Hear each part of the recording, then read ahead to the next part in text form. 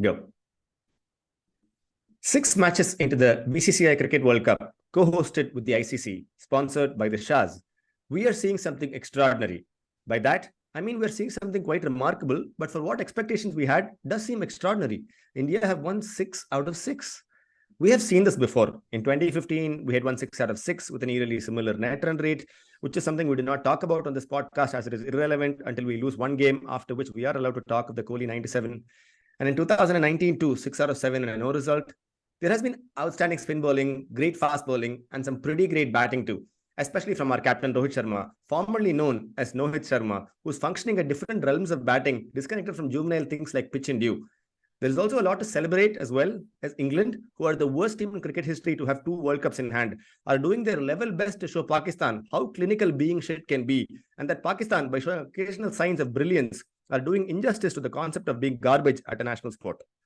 Today, England allowed what Harsha Bhogle has only called out like maybe 11 million times, that we have 4 number 11s.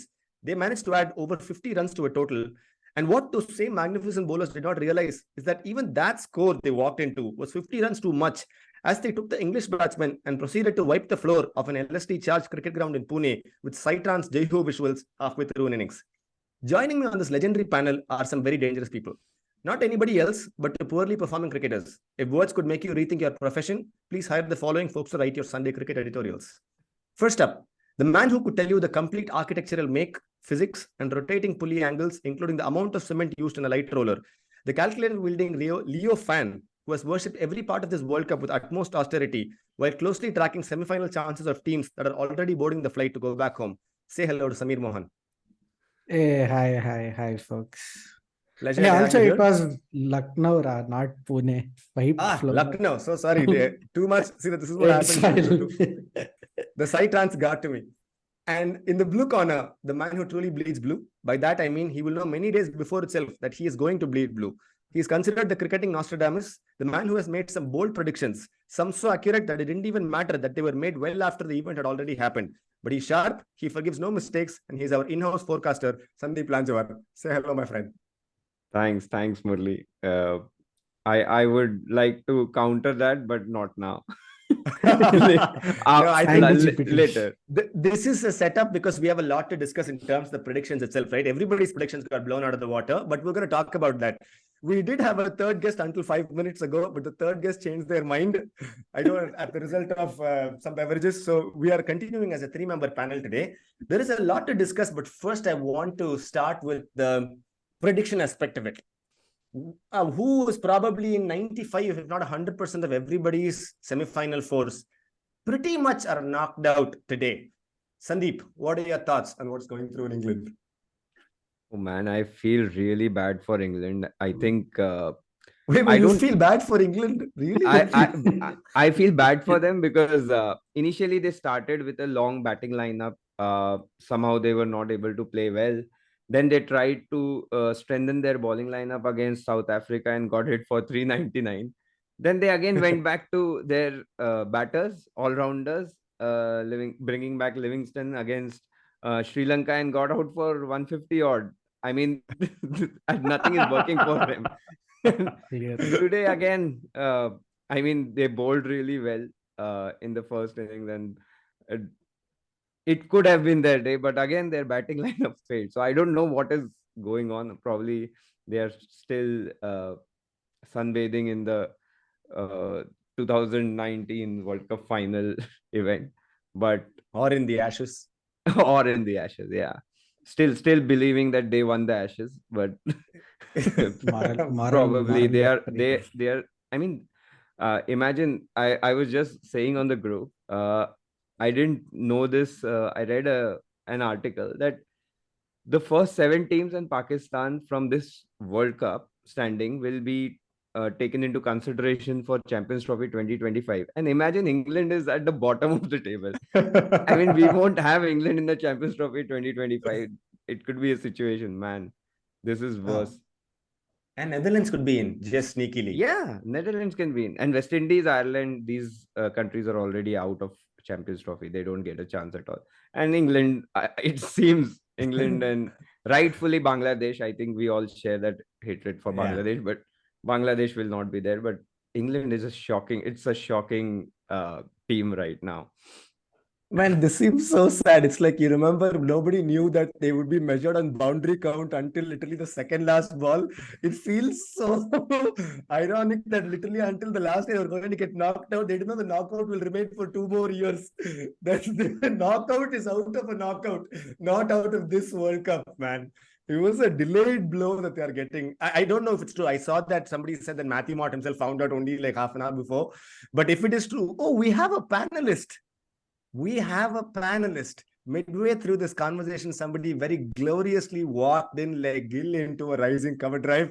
And we have with us a panelist number 4. Having not written an intro, it is easy to say that this is the kind of man who anybody who truly understands and loves cricket would value by their side, because their father loves England cricket. So there is a lot of jokes you can make.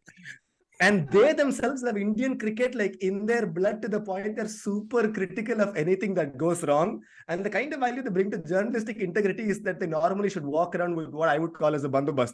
Please say hello to Mayur. Hi Mayur, how are you? Hello. Hey, we need your thoughts on this, man. We've been discussing England, this phenomenon that has happened in the last couple of weeks. What are your thoughts on the team? It's one of the greatest modern mysteries. Like, if you thought, who built the pyramids? This is the next biggest mystery. Is like, what happened to England in the last What is 2 the months? Bermuda Triangle? Mystery behind Bermuda Triangle. Yeah. And like, I was watching the Sky feed earlier, and Nasser Hussain was super critical. Owen Morgan was still trying to be all pally, because a lot of the guys who are still in the team, he was captaining that squad 4 years ago. But Nas was just tearing into him, and you could see Senator Palpatine completely unloading all over them. Man, this is Senator Palpatine they need, right? They desperately need this acidic touch, man. Even Atherton, I think, in the post-match interview with Butler, it was like Butler was just not crying yet. But he was like, they were shit. Did you know? Questions like, did you know, can't even be answered. They're rhetorical. I know we were shit. It was so horrible. Absolutely horrid for Butler to be standing there. And I think Nasser and Atherton have been quite vicious in that regard. And I think they deserve it. Sandeep, sorry, you were saying.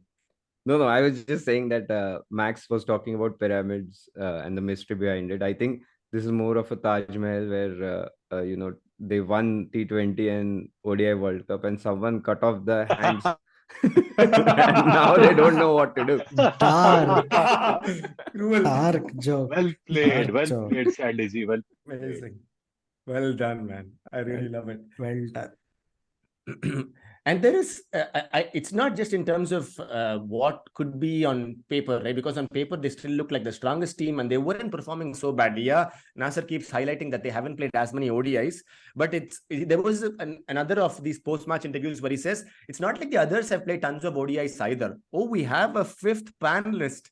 Oh my Guys, God. this is officially This is like becoming what my school teacher would call a fish market, because we are having people walk in regularly. And I think there's a to talk. So, This when is so you have to talk about England, they say you have to at least have one person from England representing and finalizing this panel today is Nishant Bissy from England. Tell us your thoughts. How do you feel about this England loss? What? I feel amazing. Why would I feel bad about it? No. See, there is a little bit of ill feeling towards English cricket, that they're promising so much and delivering so little. As an Indian fan, it warms your heart. But how do you feel? Like, did you think this is what was expected of them, though? No, man. Nobody gives a shit about the sport in this country. It's coinciding with the Rugby World Cup. Today there's a proper derby happening in the EPL. Nobody wants to see this. The pubs don't have this World Cup being screened, and they never planned for it either, right? So they're like, screw it. These guys are not going to make it in any case. So I think all the expectations that we had from England was from within the group. People who put them amongst their unmatched top 4 semi-finalists, guaranteed. Bazball here to stay. Obviously, Baz Hall has happened. Wow, man. Sandeep, now's your prediction time, man. Who were your top 4 semi-final picks? I don't remember, but I'm quite sure that England was one of them. I'm quite sure. No, but everybody had England. I don't blame Yeah. them, right? And this, it also sort of sets up beautifully, because if England are going to come play basketball, even in Test cricket in India, it's going to be quite entertaining to watch, boys. Because if you can't play non-English, non-Indian bowlers in India, I don't know how you're going to play Indian bowlers in India. The baseball and all won't work only. In front of Ash Khanna, nothing will work. I don't think they Wait, can do baseball in can India. we? Yeah. I think can we make a distinction between baseball, because Baz is not involved in white ball cricket. Why are you flogging the poor guy, man? No, we are just saying that the This is only this is type MothBall. of cricket that England has done well in is baseball, which is Test Oh. cricket, and that also won't work in India. That's what. Okay, fair enough. Then okay. No, MottBall has also not remotely worked at all. MottBall's perfect summary was that 5 balls and the last ball from Shami to Stokes, where Stokes was trying everything he can. Like, he basically tried every shot in his array to see if I could touch it, will it go somewhere? And if I don't touch it, will I not get out? And then that final sort of leave it, and I'm leaving. It's too Stokes- embarrassing for me. And then he Stokes was just doing Garba, dude. I mean, it's just been like 1 week since Garba happened. No, that's what he was trying to do. He was just doing like this, right? Or probably there was like some imaginary lightsaber fight scene that was happening somewhere, because. But all of the Stokes jokes. 1 second, sorry, Sam. But those who are listening to this on Spotify or whatever your audio podcast is, please tune into YouTube. Otherwise, you'll miss Sam Moore doing his best Garba impression ever. Absolutely. Yeah, we should put some Garba music at the back and take that. Edit that will be sorted in the edit or Editing, whatever. yeah, that'll be done by you. Editing will sort that. But yeah, Stokes sweeping and doing all that antics on the floor aside, it was just a beautiful spell. And I think around over number 30 or 31, Harsha, who has just been all over the place on the comms, but he just says one good thing, right? And that stuck with me. He said that this was the systematic dismantling of an amazing England side or something like that, right? And on paper, this squad just isn't supposed to lose this way comprehensively back to back, right? Like against Sri Lanka also, it was a similar thing. It was not a 150 pitch in Bangalore, despite the boundary dimensions or whatever. They could have come, had they read the conditions well, they could have got to like 250 or something. And Sri Lanka were also 23 for 2 at one point in the chase. So it's just a classic case of not applying. And same thing that happened here. 229, you could have taken the game down deep and then done it. But Malan just started hitting the boundaries, and then suddenly you find that ball started to do. Hey, if we want England opinions, we should be asking Max, man. He has. Max has died. Max, how's your father feeling at the moment? What are his immediate worries? So, I want to report that one elderly gent woke up at 4 a.m. today to watch the pre-match show and the toss and the game. And then, Kachli, after initial 3-4 wickets and the volume was pretty high in the morning, because I was trying to, because I had played a game at midnight. So I got back home only at like 2 o'clock. So I was trying to get some sleep. And volume was pretty high. And like, okay, fine, something's happening. And then suddenly the volume, like around like 8 o'clock or something in the morning, the volume goes down. And I thought, okay, maybe the kids woke up and fought with grandpa. They want to watch some Netflix or something. It's like, no, TV has shut off. TV has shut off, and someone is retired back to the bedroom. And then this has been happening. But the thing about England is like, and you're asking strategy, right? Everyone had them in the Final Four, and it's still, if you'd ask even anyone, there would still be in total disbelief. But England was always going to lose at Lucknow. Like, we knew that before the tournament started itself. England would lose at Lucknow, which is fine, and it's expected. Sticky wicket, they cannot do that.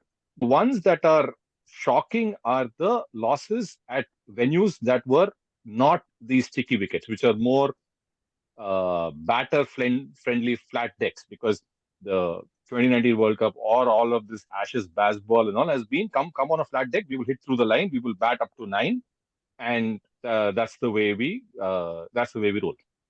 But watching their performance at Wankhede, that was very abject because, okay, you've seen South Africa do this. Okay, you would expect England to go toe to toe, just like how the New Zealand Australia game went. They would go toe to toe, and maybe if they lose, they lose. If they win, they win. But at least they'll come within like 20 runs or 10 runs, is at least what the expectation would have been.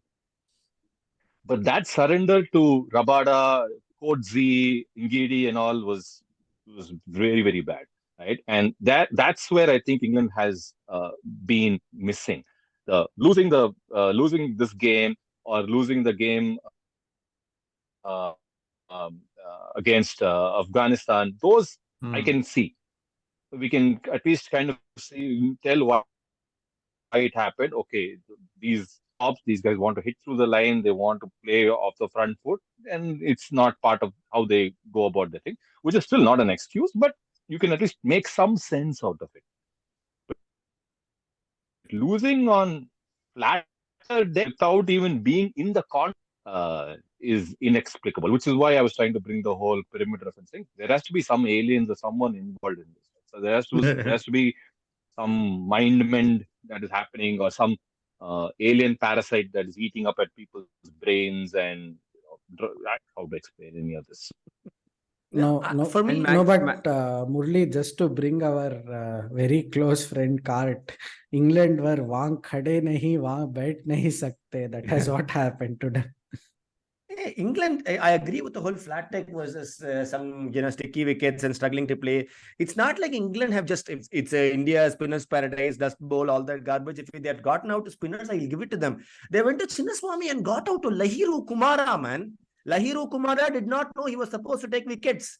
He was coming to take rest, and suddenly he got a match and he ran through the batting. And it was really difficult to watch England. And if you are supposed to take at least the strongest batting lineup, of course, South Africa had the mystery batting lineup where we knew somebody would do it, and all those Van der Dussens and Klaasens have showed that. But England had a proven batting. They could really bat, and they had done it like in different parts of the globe. For them to, be so horrible against Sri Lanka, against Afghanistan, it was just very dirt poor application for me. I don't think there's anything to pardon here. And it wasn't like pitches or grounds were against them. They were just ridiculously bad. Exactly. So And just to add to Max's point on Wankhede, we were at the stadium, and every 2 overs they would show the scores comparing the two teams, right? And almost every time the scores would be the same. The number of runs would be, let's say, 123 at the end of some overs. South Africa and even England were at 123, but they would have lost 7 more wickets.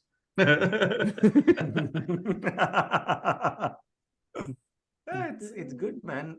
It's I think they are trying to see what is the maximum number of runs each batsman can try to get, before they can get out, and that's under 10 right now. That's kind of the problem, I think.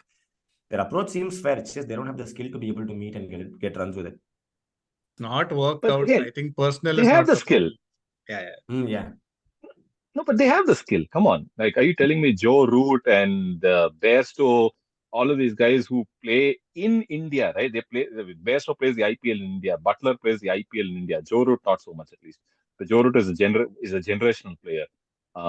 These guys have been playing on these tracks, right? It's not new to them. So it's just a very weird experience. Also, if you remember, the prep for this World Cup was Australia playing South Africa, where Klaasen scored a century, where Zampa scored a century with Klaasen. There was India playing the Asia Cup with the other countries. I'm sorry, I have to interrupt that in case you didn't get it. Zampa scored century with Klaasen. Please remember that. Yeah, go ahead. And England was bludgeoning New Zealand. That was their prep, right? So all of these guys were in good nick. So it's not like they were fatigued. You can say, they were just came off a red ball tournament, playing the Ashes, the greatest ever Ashes, where someone got run out and then they yelled at people. No. They actually even played a one-day tournament. And they beat the hell out of New Zealand, even though it was a pretty depleted New Zealand side. But still, it's not like they were not playing the format. That is why none of this makes sense. Not like none of them were in good nick. They were scoring runs. They were taking wickets. But Okay, even the warm-up games that happened here, right? Again, people didn't take the warm-up seriously. You had Cameron Green bowling 10 overs and all that stuff, but still, Their one they were warm-up game playing. was washed out, no, by the way. Yeah, I the think one game, yes, the Gauhati ones, right? huh. So Yeah. that's what I'm saying. Other than explaining that this something has happened to them in traveling for 38 hours and some weird stuff nothing makes sense. You cannot find a cricketing reason for any of this. Like a team loses 2 games, like Australia lost 2 games, and we say, okay, they're looking off color. But that's what champion sides do, right? They've come back and they've come back like how? Like a guy breaks his hand and then comes and scores a century, just as if Oh nothing happened. I just woke man. up yesterday, I scored a century, Oh. right? That is what champion sides do. And England is a champion side, whether you like it or not. They are a champion side. Them playing like worse than a Netherlands or a Bangladesh and all is what is the most worrying factor in all of this. Right? If they were, No, if even if England was fifth or sixth, that itself is a very humiliating thing. Yeah. But being tenth in a 10-team tournament where 8 teams make it and 2 teams have to qualify. England now bloody have to qualify for the next tournament. Let that sink in. They have to qualify for the next tournament because Netherlands already has 2 wins. man, imagine inventing a sport and then 50, 60 years, 100 years later having to qualify for the sport you invented. And you're Teen trying to tell Gunalagan. people, I only invented it. It's like the USA qualifying for basketball in 100 years from now. What a beautiful sight this is. It takes England to be this shit, man. Yeah. This requires like a McKinsey, like top 4 case study. Like how clinically garbage can you be? It requires planning. Like I already said, Pakistan may have skillfully executed how to be bad. England are telling Pakistan, you're doing a horrible job. Look at us. Also, here's the thing, right? Like, I just want to draw you to this thing. Pakistan have just been shit fielding, right? Shit fielding, just dropping catches, which is costing them the games, right? Like it's historical problems that everyone knew, right? Like shit fielding, your lower middle order or whoever doesn't apply, and then you have Nawaz or someone ending up bowling balls towards the leg stump, which is just hit to the force. That is the reason they've lost games that they were supposed to win because of some crappy execution in the field. England, though, you can't even get one bright spot, right? That's the thing, right? Like I think even when Shreyas Iyer's wicket fell, 40 for 3, you clearly had India in the mat. You just let Rohit play that innings. Same with Afghanistan, right? Like Harry Brook was like what 60 of something. You just didn't continue. You had to play an adventurous shot. And let's not even talk about the Sri Lanka game, man. I mean, Sri Lanka game, inexcusable ways in which they were getting wickets, right? Like Sri Lankan fielders are like Sri tumbling. Lankan game and all, they got flummoxed by a wily old return of a veteran who was on the bench. And I'm not talking about the obvious name. It's Angelo Matthews that I'm talking about. Yeah. The Angelo with wings. You're not talking about the spiritual leader. No. I don't think it's just the batting. It feels like we're talking about the batting. I want to start with a quiz question. Each of you get one answer. Who do you think is the only English bowler in the top 15 wicket takers in this tournament? Top 50. 15? 15, 1-5. Oh, 1-5. Oh, Please stop. nice guess. Who's next? No. That's not right. No. Wood, no? No. No chance, man. Mark Really? Wood and Harris Ruff. No. So we've taken all the names. So Rashid. I'll save you. There is No nobody. one. There is not No a one. single English bowler in the top 15. And there is not a single guy who has taken any sort of wickets. And in 14th place, 12th place, Paul Van Meekeren has 10, man. Nobody has even taken 8 wickets in that team.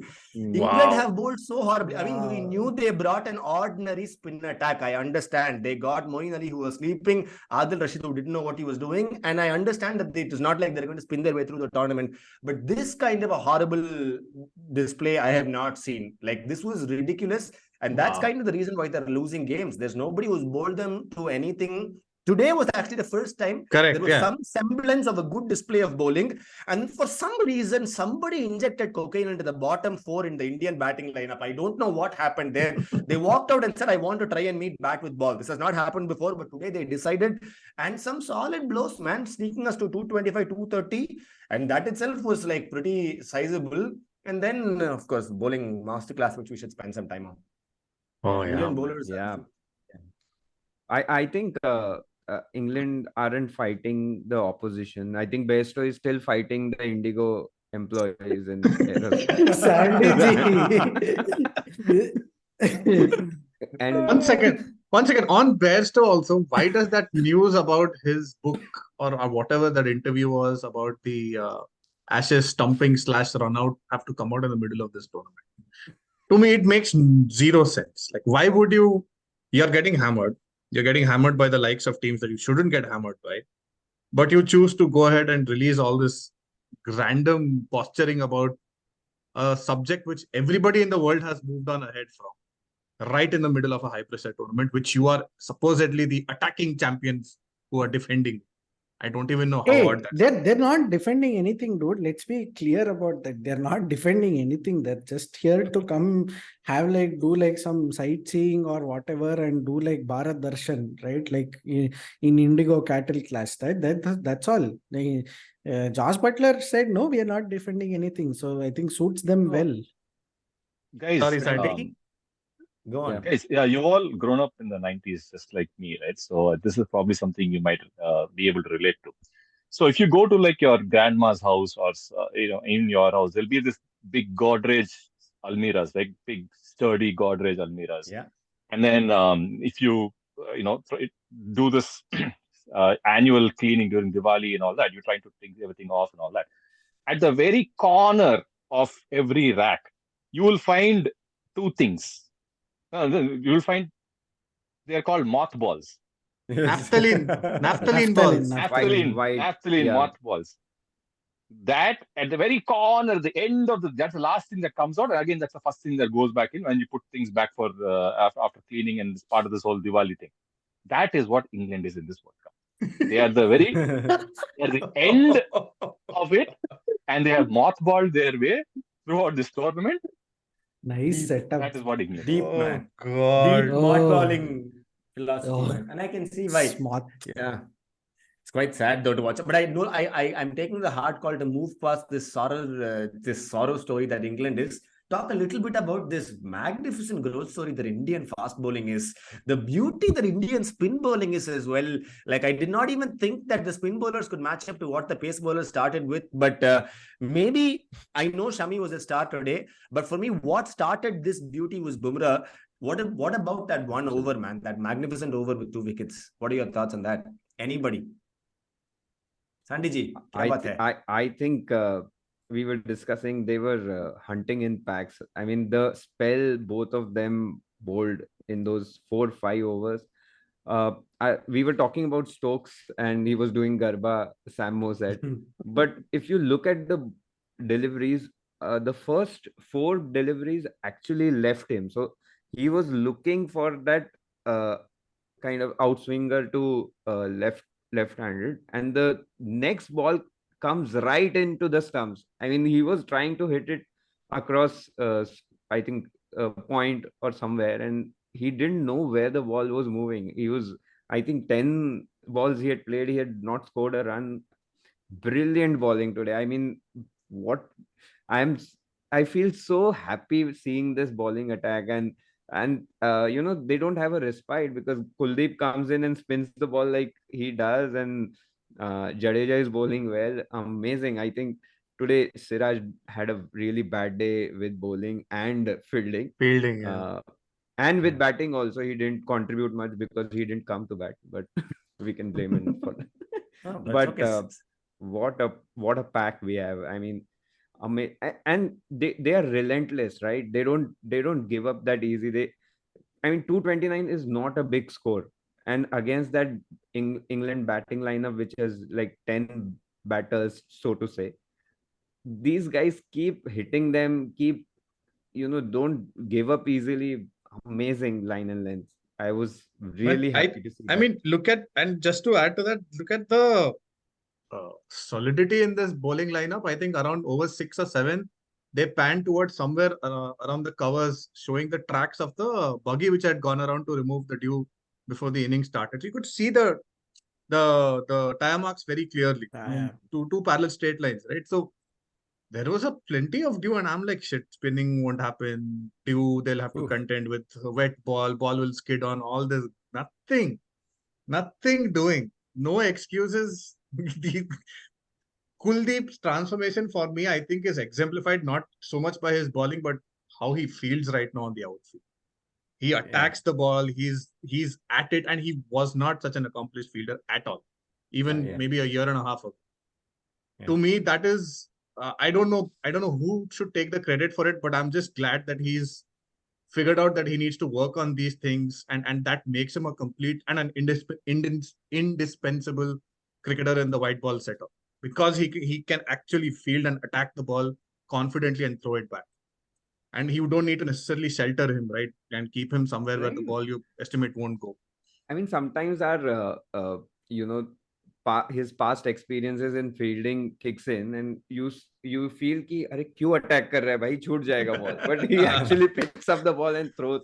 I mean, yes, he's been fielding really there well. is, I think we have to not directly just, I mean, of course, loads of credit to Kuldeep as well, but sometimes it just feels like we're not giving Rohit Sharma a little credit for what he's done in terms of managing and sort of channeling this pack's energy for the right things. We always thought he was eating vada pav, rubbing his belly and walking through, and results were happening. We have to admit, as a group, we thought the things he's shouting inside are basically, I yell at you when you make mistakes, and then I look for the next vada pav. Now, suddenly it looks like he is so sorted in his demeanor, the way he's managing. There was one beautiful moment where Kuldeep didn't have the balls to look at Rohit Sharma, because Rohit Sharma was like, we should have gone for that review. That review was supposed to be taken. If you show me your face, I will give you so much girly, you will feel like somebody threw a vada pav at you. Like, that was the kind of respect Rohit Sharma has. He's managing beautifully. And the way Ravindra Jadeja was bowling, he said, no, I'm pulling him out. I am bringing on a change to see if I can attack and choke you further, because I think losing by 50 runs is not worth it. You should lose by 100 runs.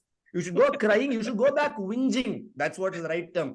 Like, you English fuck should go back whinging. So he said, I'm going to make you like feel about it. And there were many things I appreciated. And in terms of not just captaincy, today's innings was better than most hundreds I've seen of Rohit Sharma. Some hundreds I've seen where he'll treat the ball like the rug outside his house and be like, boss, you please bring it back. I will bite it again. But today he was super measured. That 35 of the first 10 overs, he was having Zen modes where there were periods where he won't even push to take that single. He wanted it to be a sticky wicket where he understands. And then that first flick, that carry-over flick to fine leg for 6, and then he switched on. And then down the wicket over off the offside, then down to mid-wicket. It was beautiful display. It was perfect. There was a shot of Adil Rashid, I think, which he played over mid-wicket. And he wasn't to the pitch.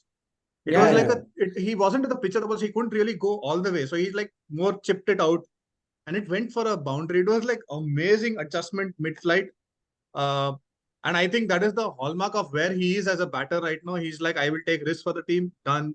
You want me to play out the hard yards, go the, the tough routine of scoring runs and batting time.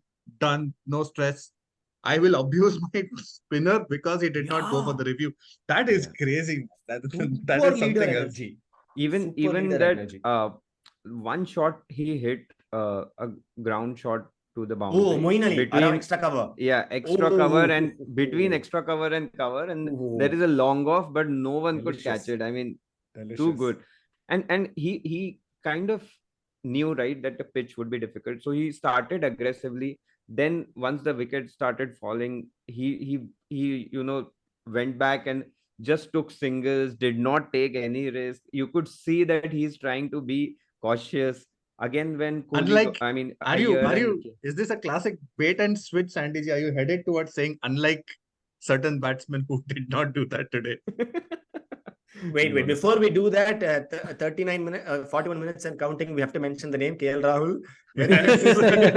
Very interesting that he continues to anchor. Suddenly he got the Virat Kohli's whatever feeling he got that he went after a ball completely unnecessarily, but really good measured innings, man. He played Again, a But great second but more than his measured innings, thankfully, lag feeds and commentary feeds not switching on time. Even on Hotstar, it was clearly visible. So, build up to the Livingston wicket at 98.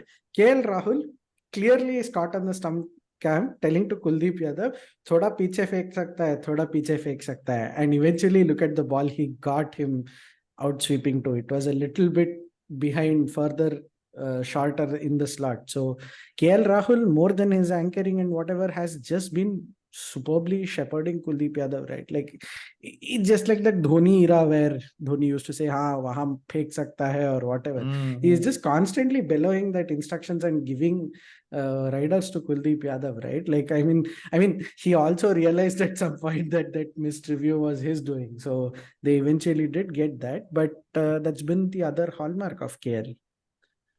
Yeah. So 12 weeks ago or 11 weeks ago, when we were still trying to figure out what is going to be the Indian playing 11 because we didn't have some period personally was still coming from injury. Not in your wildest guess, you would have Yep. first thought if KL Rahul will be in the World Cup playing 11. Oh, We didn't think you'll be talking about KL Rahul's keeping prowess on the podcast. Nobody, even KL didn't think Nobody. that. Even Athiya Shetty KL didn't think Rahul. that. This is not even keeping prowess. This is not catching stumping prowess that Sam was describing. He's describing where ball kidhar dalna and all that from behind the No, stumps. but game awareness, He's right? he's won Yeah, two yeah. fielding awards, no? That the Oh, two yeah, fielding correct. awards also. So keeping prowess is also there. Yeah, his game awareness is keeping. We never thought we were talking about that on this. We always thought that would be the weak link in the Indian team, and he'll just do like a makeshift job because we want more batting and all of that. But that catch they took down the leg side was fabulous, and yeah, he's doing a great job. Not so much that Ishan and all these guys would like it, but yeah, he's doing a fabulous job right now. It is with So- great sadness that I have to call out that many Indian cricketers are simply not in a position to be made jokes about. This is a horrible time for bits and pieces, my friends. We are in this position where Mayur is sharpening his blade to come at people and praising them. This is happening. It is today. Then again, in those times, we still have a Shreyas Iyer who has done something pretty miraculous. It is worth talking about, but we have to go, around the club. Mayur, this time, why don't you start? Thoughts on Shreyas Iyer before we go back to Sandy? So Sky scores 49 right today. Sky scores 49, and he's done well. So if and when Hardik comes back, there's always this big question now. So Shreyas is just making that job easy for you. He's like, okay, I'll help you out. Don't worry, right? I'm giving you the option. The guy plays 4 for his franchise anyways. He can come play 4 here too. Because this is what, and if you had asked me, right, I'd have said, okay, and I think I've said this even before, I'm probably repeating myself, is that there are some grounds where you would never play Shreyas. There are some grounds where you would technically think that Shreyas is a better of the, because I think it was on episode 92 when we were thinking of who would be 4. And Agreed. I had floated this theory of Ishan and Shreyas could both play 4 depending on the pitch. And Lucknow was one such pitch where I would think you would play Shreyas because best player of spin, allegedly, apparently. And not the ball. The ball will not bounce. He's bouncer free, so he's safe here and all of that. But even here, sir is like, no, but for that we have to injure the pace bowlers outside with hammers or something, right? Because if only spinners were there in the opposition team, Shreyas will play. But it's still there that pull has it. It has a wicket or 6 written on it every ball for Shreyas, and that's not changing. It's and I agree with one thing. Only one difference is I don't know if we have that many number 4s. Like I agree that he could play number 4 there for this setup, because even though Sky scored 49 or whatever, anything with more than 120 balls left, I feel like Sky is not going to make it till the end. Like that perfect 20 overs, 25 overs left is the period that Sky can last and play it out. I still feel like Shreyas' need will come at that difficult, what is that? Rohit says 10 for 3. 10 for 3 will come when I think a Shreyas Iyer masterclass may be needed. I don't know. I'm on the fence on that. But Samir, deep calculator thoughts on Shreyas Iyer. Deep calculator. Deep calculator. Day 2 for 3 happened because of him only. What deep calculator thoughts will have to do in first game. So I don't know. I know, man. I mean, I'm with Mayur on this. Hardik Pandya comes back, just tell him, boss, you do the whole Gujarat IPL team role of just slotting into 4, keep Shreyas out and just play Sky in. See, here's the thing, right? India play against Sri Lanka, Netherlands, and South Africa, right? Like 2 of those games are in like absolute roads, right? Like Bangalore and Kolkata, supposedly, which is also like a road pitch. So I don't think it makes sense to tinker with the order unless Hardik comes back. Sri Hardik Lanka's comes back. match is at Wankhede. So that Wankhede. is also. So three of them rode. 3 of them rode. So Hey, come on, forget man. any. Calcutta was good. Calcutta game was yesterday. good, man. Yeah, yesterday's No, game it- was really good.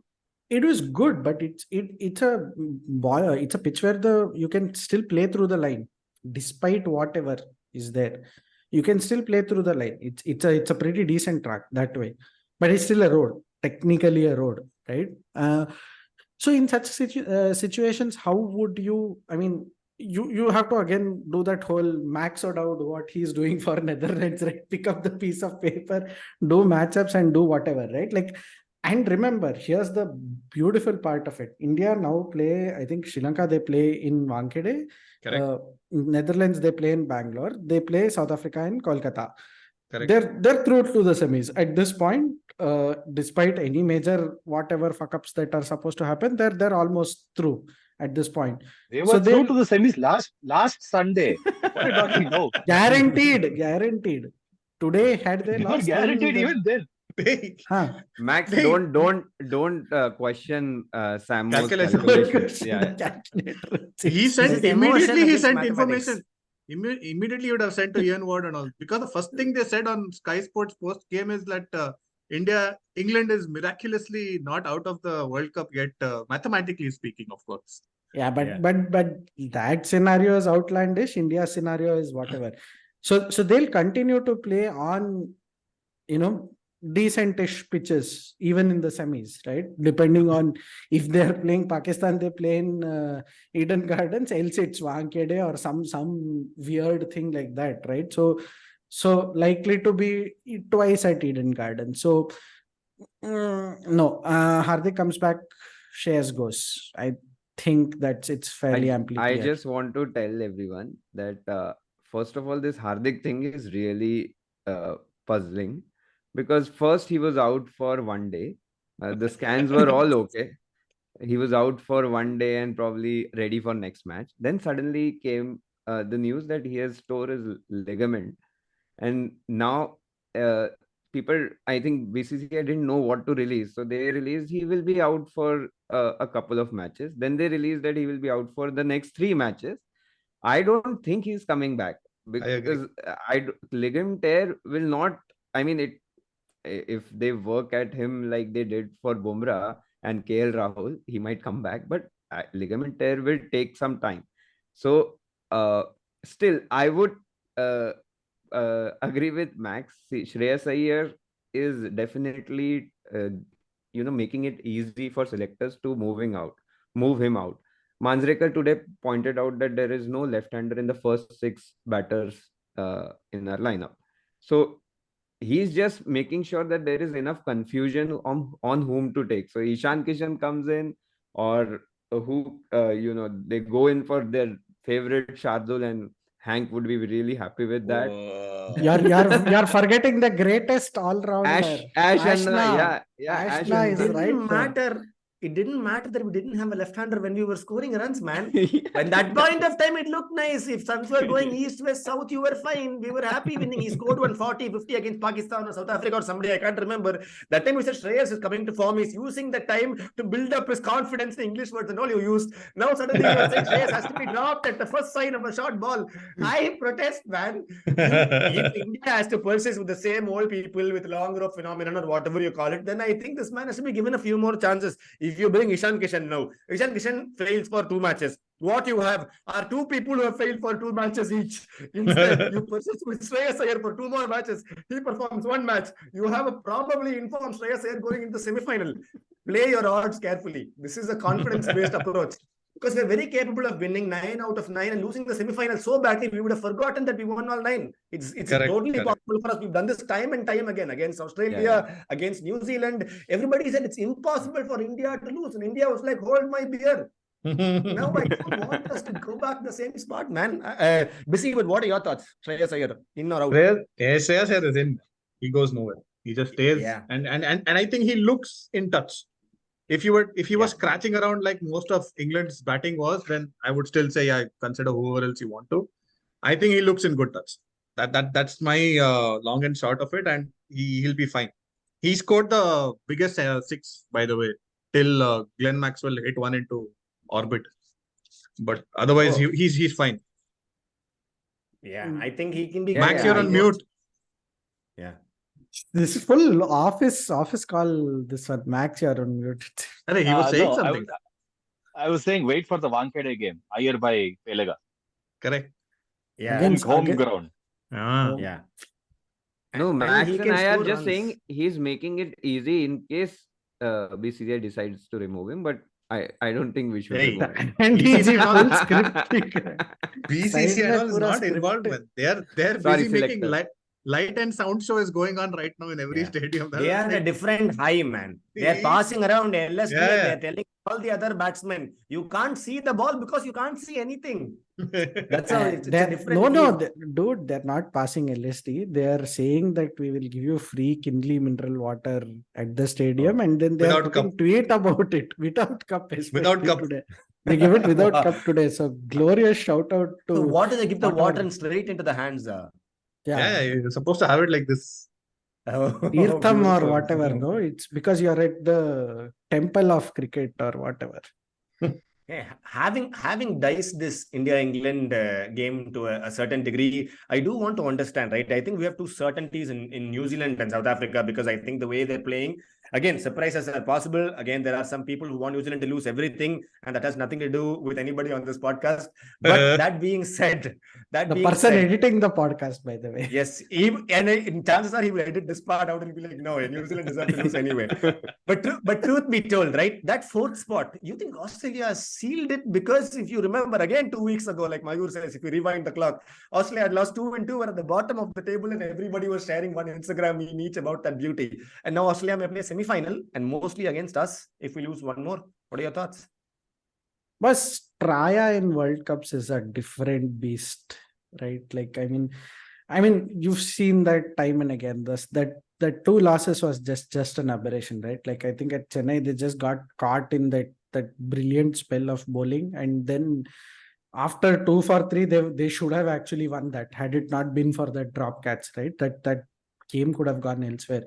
They just got properly hammered in the next game. But yeah, I mean, this is the Australia that we know, right? Like, this is the team that is known to create, right? Like, there was that tweet that was, or what do you call it, X or whatever now these days, but there was one screenshot which suddenly popped up a couple of days ago, which was about the Australia-New Zealand game from 2003 World Cup. Australia were 98 for 6, and I think who was it, Bickle and Harvey came and biffed it, and then they eventually ended up winning that game by like 96 runs or something. So that they come from that line. So anyone like we'd play the odds and say no one would bet against Australia. Sri Lanka still have a chance, but then for that, there like 1,000 different things have to go in their favor, against their favor, or whatever, and they have to beat some teams comprehensively.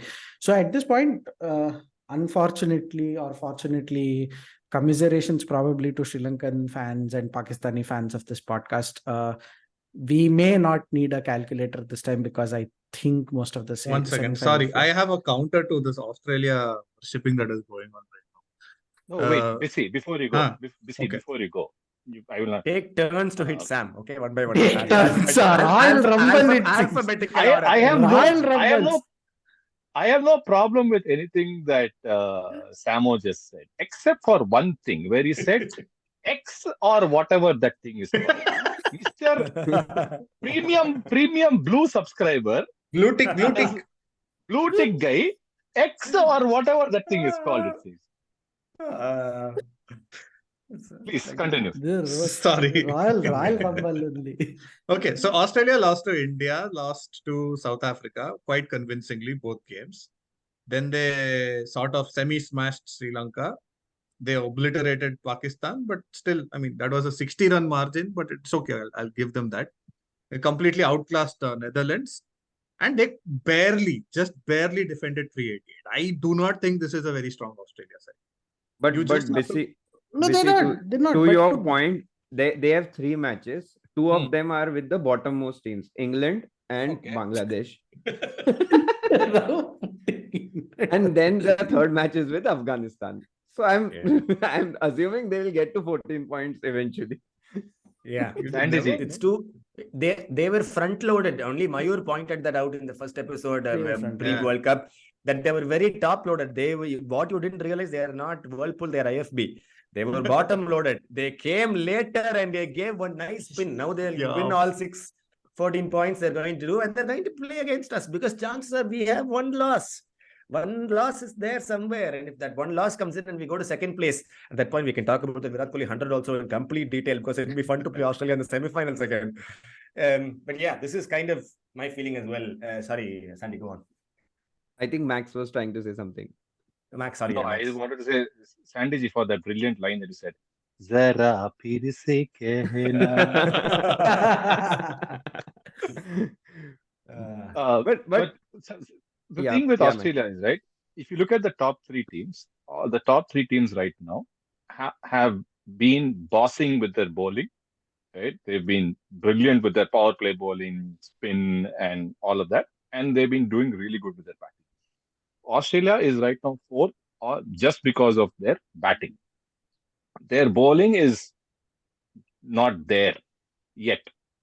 Let me say yet, because then I will look like a fool 2 weeks later on the same podcast. No, but they have that centurion who's done well, Zampa. He scored 100, but also has most of the wickets in the tournament. Centurion. So I want to point out about Zampa. I think 2 weeks ago, our panelist here, thrashed him like he's the worst bowler. We were getting scared of him, right? After that, he has played 5 matches and he has taken 16 wickets. And only in one match he has taken less than 3 wickets. In all other matches, he has taken 3, 4, etc. Before he went on this streak, he went and crashed himself into the swimming pool wall also. Don't forget that. That is the secret. Again, Zampa's wickets have come on the cushion of 300 plus scores. Exactly.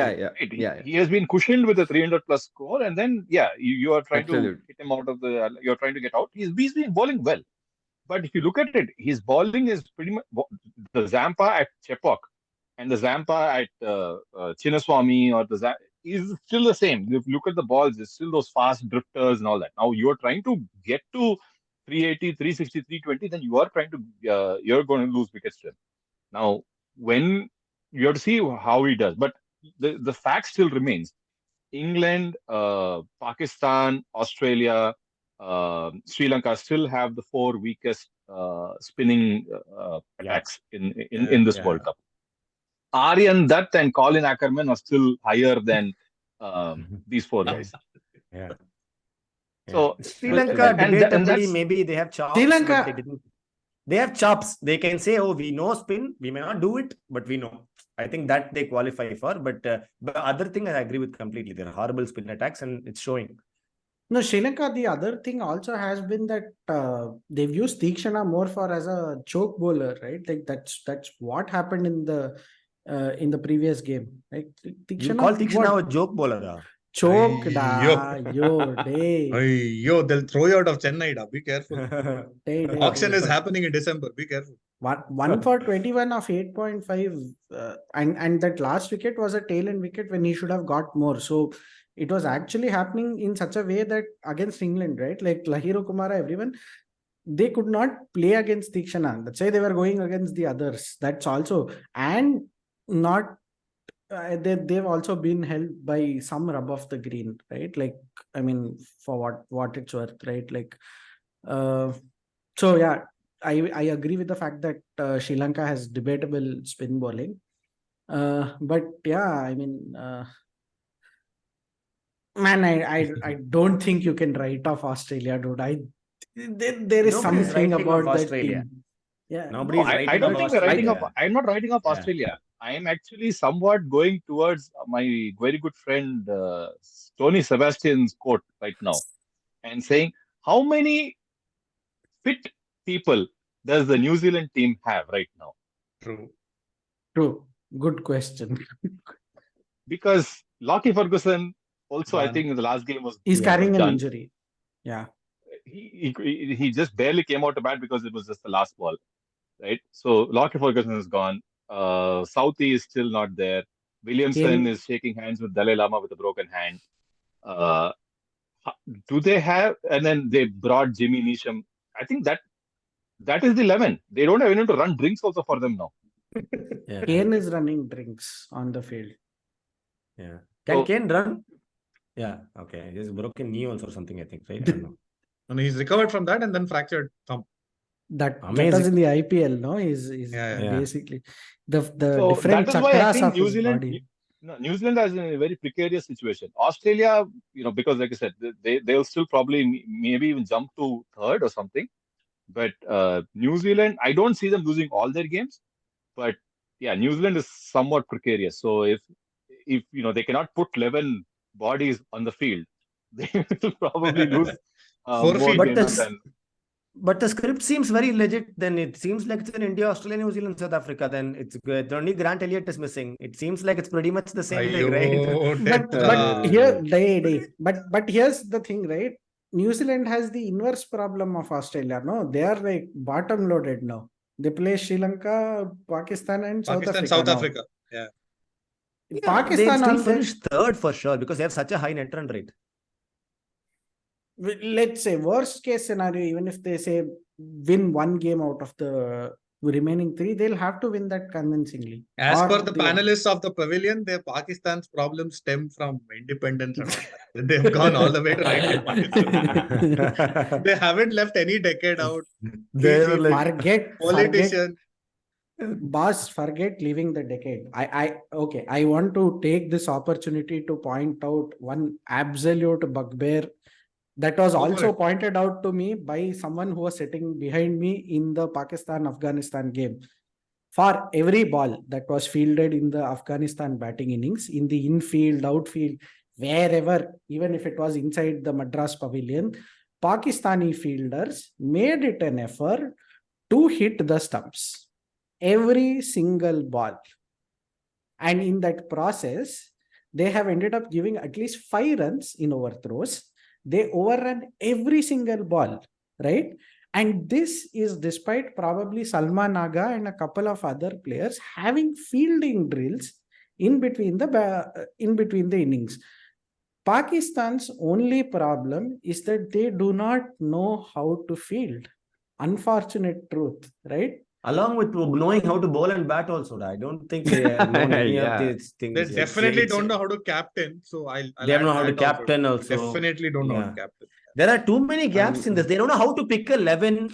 They are Yeah. doing all kinds of random changes, man. This is a very difficult time for them, and nobody is stepping up. It's quite sad. Even Rizwan, who Yeah. started well, hasn't been delivering much. It's not enough for them. So they're losing. Fielding is the ugliest to look at. It's the most meme-worthy part of their cricket. But in terms of what is not working, it's everything. I don't Everything think that. is, yeah. But Yeah. here's the thing, right? They ended up with what, 240 something in that game. Absolute cracker, by the way. Shout out to the crowd at Chepauk, which was just going and supporting everyone, even in the South Africa game. But here's the thing, right? 35 runs were the total count of whatever was the result of the misfields, right? Like, put that together for all the things.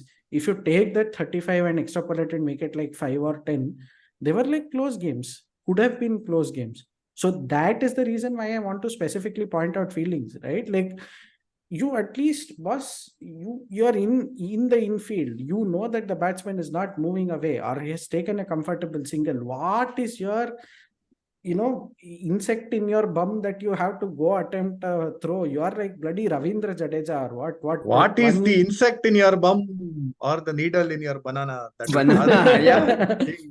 like one run out that Ravindra Jadeja did against Shoaib Malik has probably scarred an entire generation of Pakistan cricketers, that too in a World Cup, by the way. So why is this need? Why is this urgency that you have to throw it to the stumps, Ray? And by the way, there was dew that was forming up in a city like Chennai. Tambo, I think this Ah. is like the audition for you to join the pavilion next time. They'll be recording after tomorrow's game. Please join them. Yeah. Your passion No, is matching with yeah, the it's frequencies deep. of Bakrayala. It's deep. Yeah. I देखें, want to. ये Sorry, ये yeah. Pakistan देखें। Team का जो हाल चल रहा है, ये आप चेयरमैन साहब से शुरू होता है, ठीक है? आप एक टूर्नामेंट के बीच में आप चेयरमैन को बदल देते हैं, तो होता है, यही होना है. That is the answer to everything that's happening in Pakistan. Yeah. There is a systemic problem clearly in Pakistan side, but I don't know how they're going to probably solve that. It also, the only thing that I think in this whole scheme of things, of course, yes, Babar's criticism is true, but I like him as a batsman. I think he's still doing his level best to score runs amongst the few people in that batting lineup. And for that, I think we should give him credit. But he has no idea what to do with his captaincy badge. Like, he's completely clueless on the field. And that's quite sad. So there is little or no chance that they're going to beat New Zealand. So that's one win for sure. I think they have South Africa, which may be tough. What is the other one they have? Sri Third match, Lanka. New Zealand? Sri Sri Lanka. Lanka, there's a good chance they could beat. Yeah. So they still get 2 wins. They're going to snake their way through. I don't know. Sorry, Sandy. No, I just want to come back to the Australia-New Zealand match. Again, Yeah. a very high-scoring match, and I think Tony might kill me for this, but I think the find of the tournament has been Rachin Ravindran. I mean, Totally. the He's way he Ravindra. bats, Ravindra, sorry. The Hey, way he's he from bats, Kerala means he'll be Ravindran. You quiet, please. You go on. Hey, he's from Bangalore. Hello. Hey, he's from New Zealand. Hey, first Sandy, you continue, man. No, in case you missed the Instagram reels, Bangalore people and especially Star Sports Kannada have co-opted him as a Bangalorean, even though he was born in Wellington. Hey, people And they've keep been- cheering Hey. RCB in any random game. It's okay. Hey, this They co-opt India anyone. attachment is always there. This is Satya Nadella was here from Sundar Pichai was shopping in this Pottikadai E Road. They said Kamala Harris and I, we went to buy the same orange. You said everything they'll take credit for. Those things you can't crowd. He's a New Zealander who's playing for New Zealand. Sandy ji, hit it. yeah, so this Bangalorean plays really well. No Proven way. needle in banana. but I think the way he paced his innings yesterday, and if you look at the scorecard of New Zealand, I think not many people were scoring quickly. He continued to hit sixes of Cummins, beautiful shots, and kept it very simple. I think one of the best parts of his batting is that he doesn't look to hit those sixes out of power. He times them really well. And what a find. I think he's been playing well in all the matches. Yesterday's match was amazing. The way they batted New Zealand's to the target of 388. But Rachin has It's a very been the controlled find. innings. Yeah, It was a very controlled innings. He was run a ball at 50. He was close to run a ball at 50, and then he kind of changed the gears and went with it. But I think New Zealand, what cost them was Latham and Phillips, right? That period of play is what cost them, and it was too much for Neesham or anyone to catch up. Also. Yeah. There is a Right. strange problem in New Zealand batting lineup where they do not have some hard-hitting all-rounder at all in their 5, 6, 7, 8 at all. They're never going to get that last mile impetus like what we possibly were supposed to do with Hardik Pandya, but what we have is Hardik Pandya, or they have Stoinis or Maxwell or the Klaasen, whoever it is in that 5, 6, 7 who can come. Even Janssen is being able to give enough impetus and hit the ball hard. New Zealand, they bring in Neesham who can defend well, or they bring in Mitchell Santner who can defend well, and then Glenn Phillips is okay, but apart from that, I don't think they have the lower order impetus. It hasn't been tested yet because they've been batting decently. But if somebody had scored, I think 40 of 20 balls, they could have probably chased this down. This was down to Phillips and Santner, man. I think they are the ones who are built for that all-rounder rating role, and they can hit. Phillips can though obviously go bonkers. Phillips can definitely go bonkers. He didn't against Australia. That's a different case altogether. But again, Neesham is the kind of guy who will play these innings out of hopeless situations, and you never are sure whether you are done with the game or not. Yeah. As long as he's around, right? Yeah. I think they have the side for it. It's just that it didn't. I mean, they came within 5 runs. I don't I don't think any side is going to get within 5 runs of 389. So let's give them a bit of credit. I don't think they really failed per se. Yeah, the bowling was shit. No doubt about it. Up front, bowling was crap. It should have been better. And they were sort of taken aback by Travis. See, Travis Head does this thing. He does these. He'll turn up after an injury. You'll think, oh, he'll take his time and all, and he'll just take you apart after that. And he'll play all these unusual shots to a fast bowler. And then before you realize it, he's 20, 30 off hardly 10, 12 balls, and he's on his way. And he's gone. And he leaves you behind in the dust. And then by the time you suddenly realize that there's another left-hander on strike, and you don't realize it's not the same guy. That's Warner. So now Warner has woken up. He's like, no, I'll also show you my credentials. And it was a bit too late trying to catch up. I think they were playing, they did a decent job of pulling it back. I thought they'll score 400 very comfortably at the rate that they were going. The debut 100 from Head was something else, man. They no longer are headless Australia. He really said, boss, they were missing me. He walked in with so much authority, and it was really some really good shots as well. This is not forget writing off. This is an Australia that's properly on the path to resurgence, near certainty of 6 more points in their hut. It's a lot that we have to worry about if they finish at a point where we have to face them in the semi-finals. But I don't get that feeling from them. No, you see, Pat Cummins also left one comment which I was like really delving over at the post-match presser. He's like, for a long time, for long periods during the game, I was a spectator. And that shows either he was not in command or he didn't know what to do, or that he was simply blown away that, this is going to be a close run game, even though they scored 388. So I don't know whether they'll maybe they'll slip up at those crucial moments. That's the hope that I have. This is a belter. So I think he felt more like no matter what kind of a bowler you were going to get hit, was what I perceived of that comment. Okay. But in general, he hasn't been commanding his forces too badly. Like, they got some pretty massive scores, but combined with that, whatever they've done with a little bit of Zampa and Hazelwood was not half bad for them to get to where they are. And I don't think, unlike anybody who says they haven't been tested, this is one of those I haven't been tested teams. They've really been tested. They've seen rock bottom as much they have seen, and they are now in 4th place and probably set up to finish 3rd. I'm saying this is not a good story. Like, these kind of stories don't end well for non-Australia teams. Like so that's kind of my initial because we know, and Steven Smith has not scored at all. Perfect time for him to score 71 of 104 and take us through for the 262 we give him, and we feel horrible for a long time. We don't even have Dhoni to show that peak brilliance at the end, and finally we lose anyway. So that is also not there. So it'll be heartbreak very early on and forever after. Anyway, I think talking about yesterday's bowling, Australia versus New Zealand, I think BNP reverse jinx is so strong because Zampa started taking wickets suddenly. And I think in the last episode, everyone was praising Satner for his bowling, and he got tonked for 80 runs yesterday. So I think we should be really careful on what we say in this. But it is good, man. But if Murli, keep praising Australia, please. Another 5 minutes. That's why I continue. I said it's good, man. I'm happy. I think Australia deserves. Great team. Oh, no, Samir Mon is here. No, Streya and all you were saying. Okay, great team. Tell some more, please.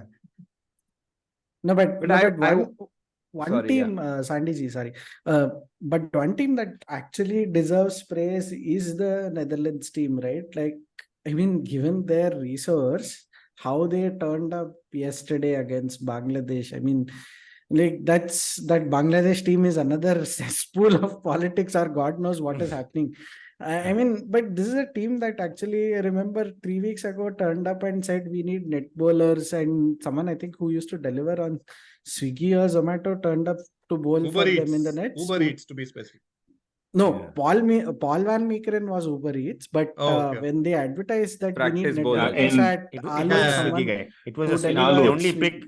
Yeah, they pick only orange shirts, they said. So they went for So very strategic brand placement. So yeah, that's a team that turned up, and now look how Mayur said on the pod that Colin Ackerman and Aryan Dutt are like some of the top spinners, right? Like, it's just been crazy application. Like, Max O'Dowd wala sheet thing has helped them, and I think it actually makes the case for more than 10 teams World Cup. But that's a really praiseworthy team, praiseworthy effort, right? Like, especially despite the middle of the road sort of target that they had set yesterday from their batsmen. So yeah, amazing I stuff. want to specifically take this moment to recognize that Afghanistan has won against England and Pakistan. Yeah. Netherlands has won good matches against South Africa and Africa. Bangladesh. And Sorry, I will color that opinion on Bangladesh because Varun Murli had predicted that they will qualify for semi-finals. They were BNB jinxed at the outset of the tournament. yes, Before the tournament started. I Go ahead. and I'm saying this with utmost respect. I think Bangladesh is one of the worst teams to be in a World Cup because after 35 years, we are still treating them as Netherlands or UAE probably and saying, oh, they won one match, they played well, they are the Tigers, etc. Sorry, Vikas, for this. I think they are the worst team, and I put it on a WhatsApp group also. We should stop supporting Bangladesh for any reason whatsoever. They are not really there to be supported. Why, man? Nobody in the history of English has ever said no disrespect and proceeded to disrespect anyone at this level. Usually it's an insult that you started with utmost respect because not a single word that came after that had any respect whatsoever. It was pure abuse. I do not want to disrespect. No amount of disrespect. But you are the worst team. Nobody should support you. Not even your own countrymen should travel and support you with their stuffed tigers. Not allowed. Oh man, this was hurtful, man. For Bangladesh. Yesterday, their fans were slapping themselves with chappals, man. No, dude, that was no, leave fans slapping themselves. There was this one poster, right, which I tweeted, which said that our focus is already on the next World Cup day. What is this Mundin Sala Kapnam there? Not. Yeah. Do you even know you will qualify? You'll have to probably play qualifier tournament if this is what your team is when your captains are fighting and you're. I support Bangladesh for the off-field antics as much as their on-field brilliance. It started with Tamim Iqbal's semi-retirement, pseudo-retirement, coming back into the fold, becoming captain, then not getting selected for the World Cup because I wanted to play only 5 games. In the middle of the tournament, Shakib goes off to Dhaka for training session, it seems. Comes back after 2 days. This is out. Promptly gets in out. Between. Fire watching. Hey, Bisi, you forgot. In between, Shanto became captain for a New Zealand for a New Zealand game. Reversed a Mankad, and then Tamim said, if I was captain, I would never do that. But you are not captain. I don't know why you gave your opinion on that. It's a horribly confused team and Bangladesh. I feel really, really sad for some of the players who I think are actually pretty skilled. But it'd be ridiculous to turn up in that jersey for anyone. In all fairness, as a disclaimer, I think a lot of our so-called analysis has hindsight bias, obviously. The moment India starts losing a couple of games, it'll be like, worst BCCI, Jesa ko maro and all. No, this time I think we can give some amount of leeway because it has been fairly emphatic wins. So I have to give credit because I would have normally the fact that we paused a little to say, okay, who should we make jokes about and run through the list means that the number of joke victims are significantly lesser. People have been performing. There isn't a lot we can. Virat Kohli's 2 shots maybe occasionally, but apart from KL Rahul's, but very little to really go and put needle here. Fair. The stark difference with Bangladesh is that it hasn't even apart from that maybe one Mahmudullah innings, even brilliance has not come out. Nothing that is there to appreciate at all. It is so piecemeal and so average that they came here to be mediocre, and that is horrible to watch. And I think for that they deserve the disrespect that Sandeep respectfully gave them. It's just sad though. I could not bear that sentence at all. I'll do this. Right? I won't say anything in hindsight, but I will make something in foresight. If you watch the movie Amar Akbar Anthony, right, there is this scene where Vinod Khanna, who is Amar, goes to this basti to arrest Anthony, and then they have this huge fight. There's this fight scene, and and Amar beats the hell out of him, drags him, and locks him up in the cell.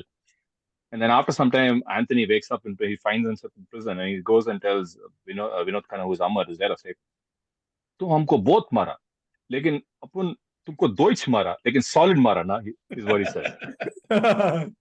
That is what I am expecting from England when they play Australia. Oh, man, That is what I that want hit from deep, Australia. man. That's a Lokesh Kanagaraj movie Oh, setup right there, man. I did God, not see man. that. Rishikesh They get Mukherjee beaten up is by cheering you from his everybody. grave. Please Let them insert get the beaten clip. up by everybody. But Please I want them insert to audio give clip. that one sucker punch to Australia and say, "Apun terko Deutsch mara, like it's solid mara na." I want that. Yeah, Max, it's possible. your anecdote on the mothballs and this should go into BNP Hall of Fame Fame. records. Some deep Alongside analogies, your man. alongside your deeply respectful dissing of Bangladesh. Okay, right Yeah, next to it. both, man. Because the way this Mayur set it up, I was like, and every time he builds it like it's a Bharati Raja movie, right? In that Like, I don't day, know in where the this beginning, was people going. walked into a black kuam where they'll throw garbage. That kuam is Bangladesh. Like he starts off with some phenomenal setup, man. I love it. So nice. Hey, folks, Beautiful. in the interest of time, what are the other areas? We've been speaking for an hour and 23. So I thought I wanted to Wow, understand. okay. Did not know. I think did we cover everything? I think we've We covered covered a mostly. lot of things. One- We should not be covering everything. We are not a history textbook, right? So we should be a little kind. I just wanted to talk about umpiring in this tournament. Is it fine? It does. Yeah, that's- absolutely. Of course, man. Why not? So, Tony Sandeep, will tune in as- only for Tony will delete everything else and put only this. You like umpire ko abuse kiya na wherein. Sandeep, so remember that topic you wanted to talk about that we did not prepare for, umpiring. Tell us a little bit about it. So there have been a lot of peculiar things that have been happening in umpiring. Batters have been really angry. You've seen Warner, Smith getting out. Today, Particularly, Joe Root also. yeah, Same, Joe Joe Root Root also. Joe Root was plumb. I don't know why he was getting so angry, but I think what has happened is we are bashing England, but there is an England umpire, if I'm not wrong, which is, of course, Richard Kettleborough, who's been creating quite a storm in the tea kettle by his decision. And another umpire, Joel Wilson. So I think Smith, in the initial week of World Cup, Smith was very unhappy with being given LBW. That was Joel Wilson. Then Warner was not happy with his LBW versus Sri Lanka. Again, Joel Wilson. We know what happened with Kohli's century. Richard Kettleborough did not give a wide, but that's fine. But no, it's not. That is Absolutely fine, that is not. fine. But continue. we are moving ahead on that. Yeah. But do you guys remember Marcus Stoinis versus South Africa was given out caught down the leg side, right? And if you remember, his hand wasn't on the bat. Oh, yeah. But yeah. somehow the third umpire thought that both the hands are joined, and I don't know how he came to that Through the shoulder area, conclusion. like this. Shoulders. Like this. And he gave that out where, I mean, in the front view, it was clear that the hands weren't joined. Guess who the third umpire was? Richard Joel Wilson again. Exactly, Richard Kettleborough. So a lot of things have been happening. And yesterday, I think for the first time, yesterday or day before yesterday, I don't know. I think ICC accepted a mistake. If you are aware, no idea. Pakistan versus South Africa, RVD was given LBW. And the first graphic showed that the ball is missing the stumps. And Yes. suddenly the second graphic came in wherein it It showed hit the that, stumps. Clipping. yeah, both impact in line and hitting the stumps was umpire's call. Umpire's So call. Yeah. everyone started questioning, and then ICC came out with an apology. I think 1 second. What is the ICC apologizing for? Jesha's bad graphic artistry or yeah, the they've umpiring? apologized for the wrong graphic that has been put up. They've mentioned that is Jesha's fault. All yeah, accepted. but Jesha must have said, ICC, you apologize. I'm not going to do that. I have to go deliver free water at the stadium. Right? yeah. But all these things have been happening. I think I don't know what your point of view is. Do you think DRS is manipulation? Sometimes I don't know, right? Sometimes there are huge gaps between DRS getting called. Poor fellow kept saying standby for ball tracking for an eternity. Okay, rod standby. Rod standby. What is this? Standby. Yeah. I don't know. I mean, it sounds fishy, but I think that's life. Rod Standby reminds us of a famous Hostel song. No, all of this. I know which song we are referring to. I think everyone does. No, no. Rod Standby reminds of Ganmet, honestly. Okay. We are Sorry, much but- older than that, I think- unfortunately. So We grew But old too think with- quickly. but if Mayurji. ICC, yeah, sorry, Max, Go on. yeah. no, the thing with the TRS for LBWs is that unlike your other sports where technology is being used to aid umpiring decisions or look at umpiring decisions, there is no extrapolation that is involved, right? So, for example, in tennis, when you're using to see where the ball hit, you're not using extrapolation because the camera images are literally showing that this is where the ball would have bounced, and it'll show whether it's on It's the a line or off. replay of an actually happened event, so you know the outcome Yes. already. They are Yeah. recreating the exact outcome using camera shots. And same thing for baseball also, right? When it shows that this is the box and this is where the pitcher made contact, this is where it's an exact thing. But here, because in Harshaji's words, the pad is obstructing the It's an ball obstruction. and it's an opaque surface. Magical. You have to now recreate these images, and that is when it goes into this territory of extrapolation.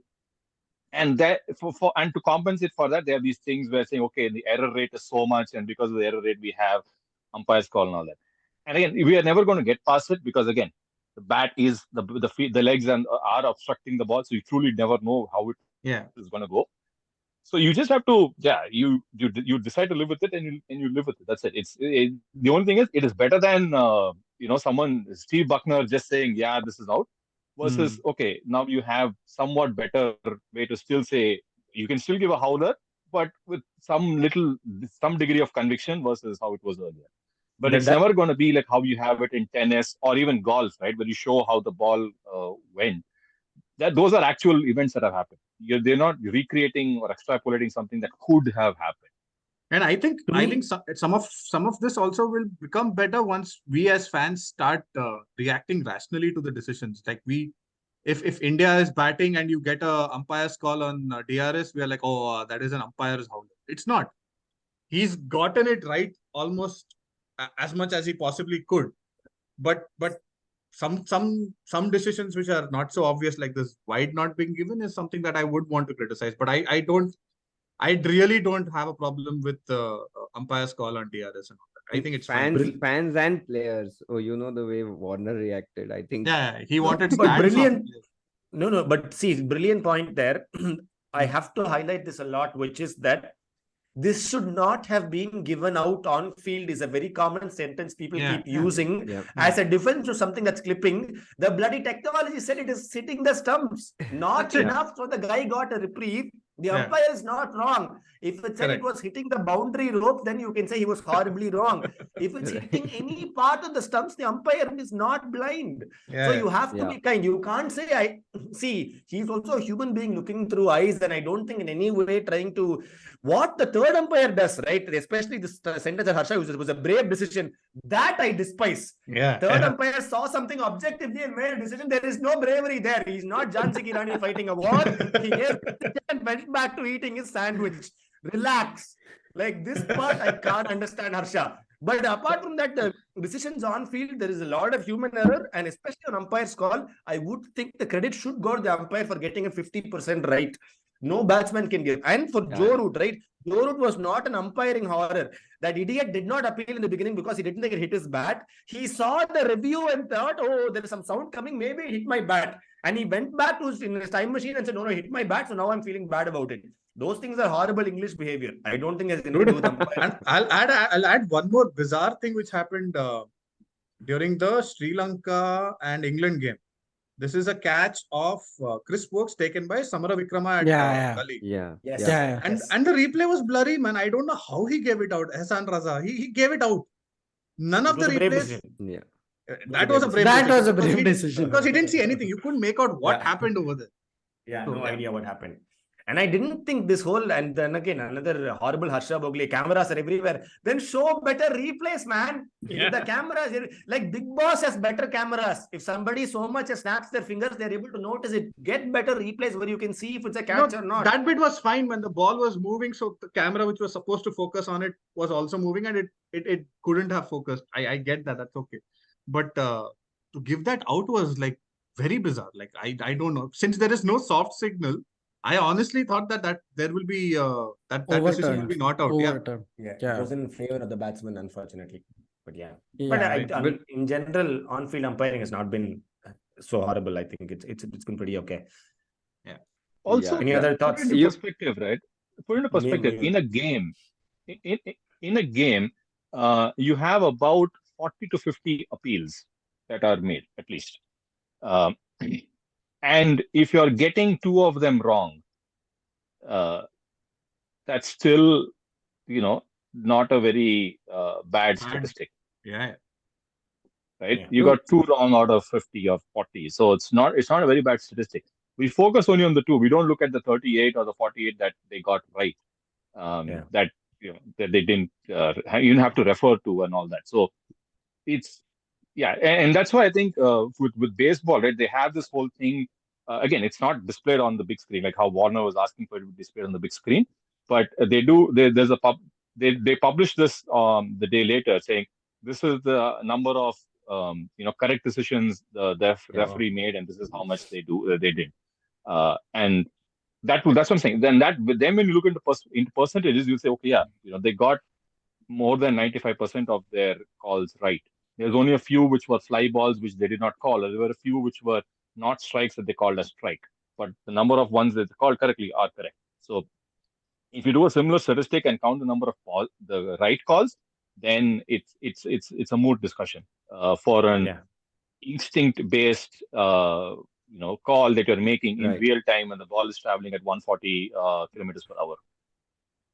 I think third umpire making a wrong decision is a bit kind of bad. That's bad. Yeah, that's third bad. umpires can't because they have so much time and they have all the replays to support them. That seems horrible, but on field has been pretty okay. Rod is standing by forever for his decision and he makes the wrong one. What is this? Not allowed. And please be prepared for this segment to be completely edited out apart from the criticism that Sandy G made. If New Zealand Ninja Tony has his way. Can we say that if ICC and BCCI admit that the umpiring was bad, then it can be a case of pot calling the kettle bro black? First, let them.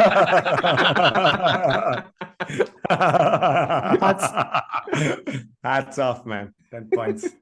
Good point, but first let them admit that there are still vacant seats in the stadium for which you cannot get tickets, right? Like, why is it that even in this, what is this, 4th week? Cannot stir up the same Sagar Manthan. We can't do anymore. Done and dusted. They have moved that bird flew some other time. That's gone. No, now there are enough fans. Why do you think? No, why do you think we're having these laser light shows? So that in darkness you cannot see the empty seats. Yeah.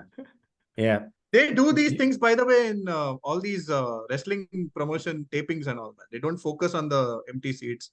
They push everyone towards the lighted area and closer to the ring. No. So in any case, Hank sir has declared IPL to be glorified WWE. So we are headed towards that era.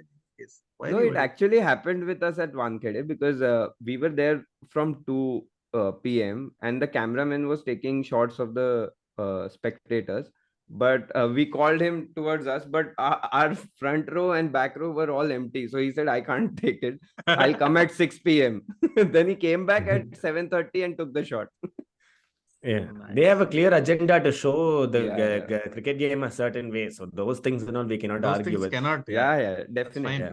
And that's okay. Some fans are coming now, even for non-India matches. Now they're coming. Yeah. And this is not even new. This same group predicted 5 weeks ago that 3 weeks later, we forget the tickets are not there. After we win the World Cup, we'll forget that the World Cup was even there. Then when India lose one test match to England, we'll forget that ODI cricket was there. We will do all of these things. They're very real progressions of our group. But I don't think much else. Has there anything else, guys, done? All right, folks, on this fantastic note, having discussed some phenomenal points about England, India, Bangladesh, Pakistan, and umpiring, and summing up this phenomenal World Cup, which has pretty much a top 3, if not a top 4 soaked in. We're just having some random matches to fill in. This is myself, Murli, and then Mayur, Sandeep, Bissy, and Samo signing off from Bits and Pieces, episode number 94? 95. 95 round. Episode number 95. Next episode, Sri Lanka will win the World Cup. Thank you so much.